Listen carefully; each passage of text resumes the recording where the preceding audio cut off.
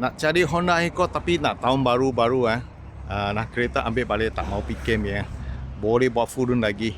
Kereta ada warranty punya. Okey, ini hari baru sampai sebuah tahun 2018. Honda Accord 2.0 auto yang full spec. Full spec adalah ada leather seat, ada push up button sama dengan ada power seat lagi. Kereta memang cun cantik tahun 2018. Okay, kereta boleh kata ambil balik, tak payah bikin apa, pakai saja. Ini hari harga cuma nak jual 59,800 saja Kalau buat full run bulanan tak jejak 1,000. Kalau bos tengah cari ini model 2018 new facelift ya. Okay, lagi nak warna putih nak tiada kemalangan, tak ada banja, engine, gearbox, suspension, garanti tak ada masalah. Lagi ada warranty.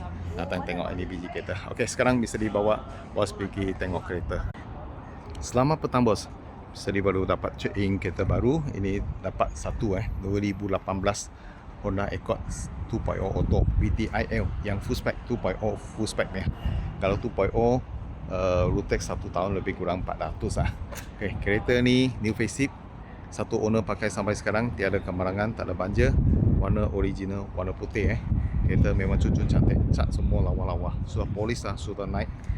Warna dia semua ori cantik lagi lampu kiri kanan depan belakang semua perfect Ni new facelift ni lampu. Memang elok cantik kereta. Kalau Honda Accord jenis yang design banyak sporty Lepas tu bawa sedap, highway memang mantap ni kereta. Lagi Honda Accord jenis yang tahan lasap ni kereta.